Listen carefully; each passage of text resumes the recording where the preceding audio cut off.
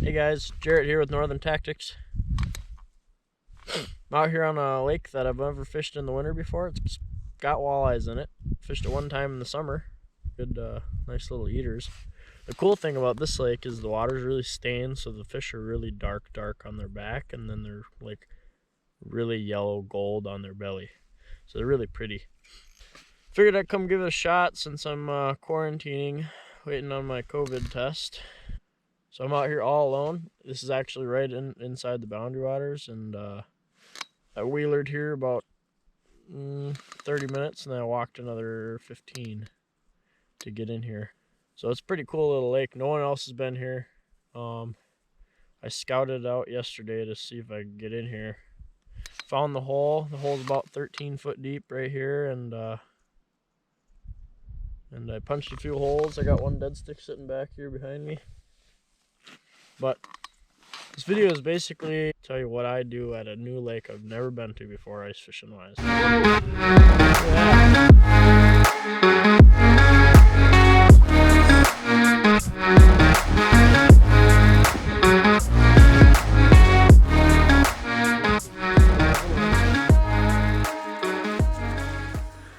Alright, so when I first come to a lake, so what do?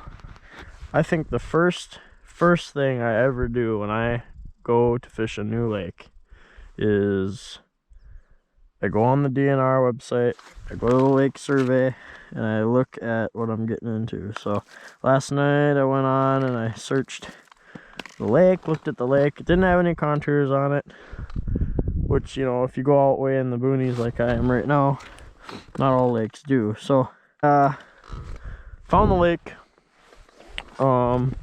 Didn't have any contours on it. Basically said, oh yeah, there's walleyes in here. I mean, I've caught them, so I know they're in here, and it's not like I'm gonna give up at that point. I also know that not a lot of people fish this lake or know about it, so it's close enough to my home that I just figured I'd come out here and check it out. I would say the second thing I do is, well, it depends on where you're going, but you gotta figure out, like me, I have to walk in, so I gotta figure out what I really need and what I want to bring with. I know I wanted my hummingbird. Helps me when it comes to knowing if there's a fish down there or my location. I was surprised when I actually flipped through this map. It actually showed me that I do have some contours, so I could kind of see where I am, you know. But for the most part, I basically put it on this mode, and this is what I use to fish with. I knew I needed an auger. You can't use electric augers in the boundary waters, so brought my little 6-inch live bait. I knew I needed bait, so I brought some bait. And then I just have one little tackle box with pretty much everything I'd probably want to fish with when it comes to pretty much ice fishing. Got my bigger buckshots and macho minnows here for Lakers. I got some little rattle traps, some regular jigs, some hair jigs. Actually, these are looper jigs, and then some horizontal hanging walleye jigs as well, and then a couple of plastics because you really never know. And this will pretty much double as my crappie box all winter as well. I mean, I have some smaller crappie stuff, but I didn't bring it in here just because I'm trying to pack light. One hydro flask of water, my scoop, and 2 rods. So my little backpack here will actually carry pretty much everything besides the auger and the hummingbird. So I did figure out that I need a double strap backpack because strapping across my one shoulder kind of hurt as soon as I got in here, but that's something I'll have to do for next time. So yep, so after I get in here, you know, I don't know if you can see them, but I punched a bunch of holes over there, and I came in here and I kind of weaned out my spot by, okay, this is 3 feet, 9 feet, 10 feet, and then I came over here 11, 12, 13, that one's in 13, this one's in 13. So I'm sitting in the hole, and I actually already caught one fish. I've seen 3. I've probably been here maybe an hour now. Another thing I figured out is I started with a macho minnow with a full minnow on it. And I was kind of letting it hang there to see if fish liked it or not. I had one looker, but he didn't bite it. Actually, no, sorry, I take that back. He felt like he grabbed the minnow. I set the hook and he wasn't there, so I watched him go back down the bottom. So what I did was I pulled up, I changed to a smaller green jig, basically the one I was using in Mille Lacs. It's an alien jig, and I threw a full minnow on there. Put it back down there. He came back, looked at it again, bit. I missed him. So at that point, they're biting pretty small. So what I did was I took the minnow and I cut it in half and I put the tail end on my jig. And I put that down there. And the next time he bit, he hammered it. He's probably 15, 16 inches. So he's a good eater. Nice dark fish. But yeah, so now I'm just chilling. I'm gonna go over there every couple minutes and clear the ice away from that. But I have that set basically as loose as it'll go, with my tip out, and then it pretty much iced into that little mound now. So so if a fish grabs it, it can actually swim with it. I got a full minnow on that one. You know, this one. Oh, what do we got here? Got a fish down there? Can't tell. I don't know what the bottom is here. I want to say it's like a gravel, but I'm really not sure. It could be rock, could be mud.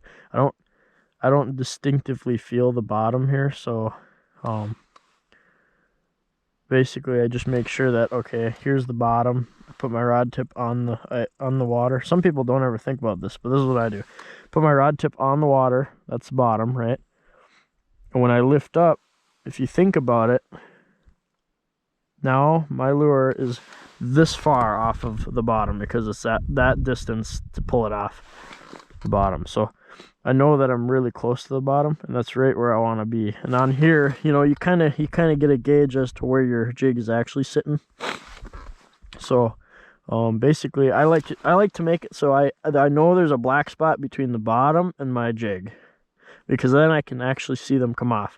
If I'm jigging down in here, well then, okay, that kind of looks like a fish. So I'll pull up just a little further, and I'll sit here and jig here, because I know that's only this far off the bottom. So if I see a fish coming in from the side, or the cone angle does, oh, like that, watch this. See, he showed up, he's coming up to me. Oh, there he is, got him. Come on, baby, come up. Whoa, dang, look at that perch. Wow. Oh, I got another fish.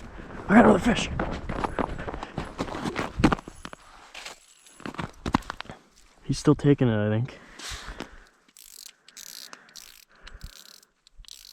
Hold on, I gotta tighten my line up here. He's still there. Gotta tighten my drag up, ready? Got him. Come in here, come on up. Come on up. Holy, look at that perch, dude. Oh my goodness. There's some tank perch in here, man.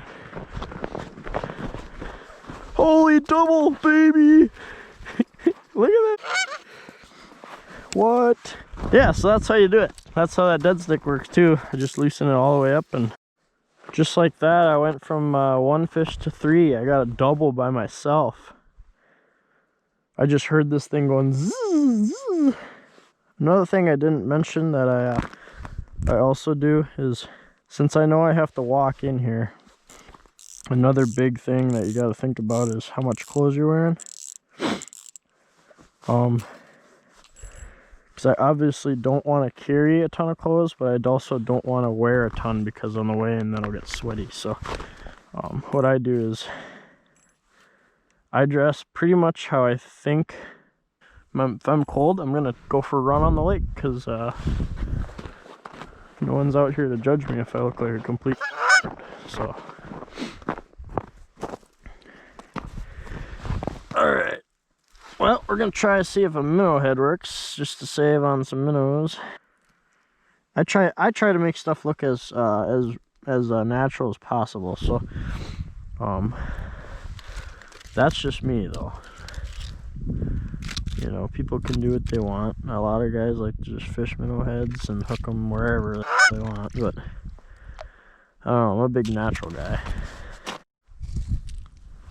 Got another fish on here, so loosen this way back up again. Still there, he's still there. Way back up. Oh, shit. No, tighten, my bad. What am I thinking? He's taken. That's a walleye there. That feels like a walleye.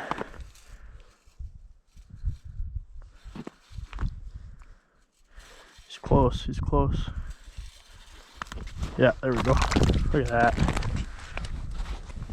Yeah, so see what I mean by these fish are really pretty gold. Look at that. Gosh, that's a pretty fish. My black back.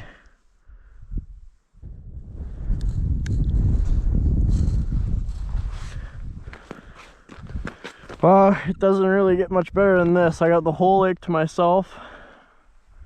Catching a little perfect eater walleye. I still have walleye from Red Lake, so these guys are going back. 4 for 4. Actually, no, my bad. I am 4 catches for 5 bites. 2 walleye, 2 perch. All of them very nice, healthy fish. The walleye actually look a tiny bit skinny for their size to me, but they're healthy. They could be bigger, that's all I'm saying. Thicker. I would say personally, like if I was scoring this lake from 1 to 10 on my first time coming in here, and with a little bit of knowledge that I had, I'd probably give this lake a 7.5. It's not like I'm catching fish every 30 seconds and marking a ton of them. You know, 2 of the 4 fish that I've caught have been on my graph. 2 of them been on the head stick. But I will say that I am marking them pretty frequently. I think almost everyone that showed up on my screen has bit.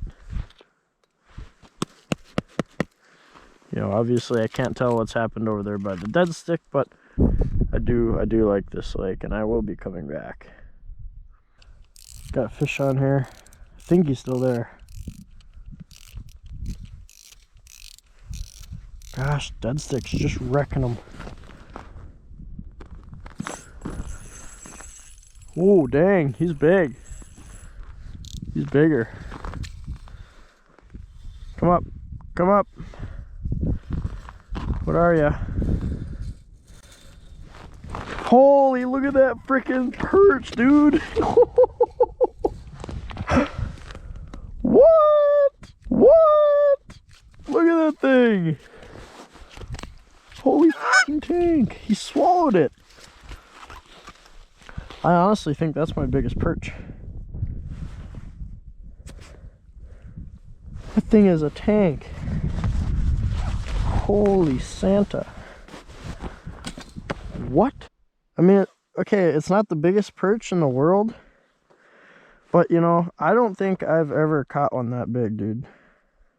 Well, there you guys have it. If you're going to a new lake, I mean, that's pretty much what I would do from start to finish. I'm lucky enough that I ran into these fish and I haven't had to move at all. Besides finding the one spot I wanted to fish. But if you guys liked the video, like, subscribe, and this is Jarrett with Northern Tactics. We'll see you next time.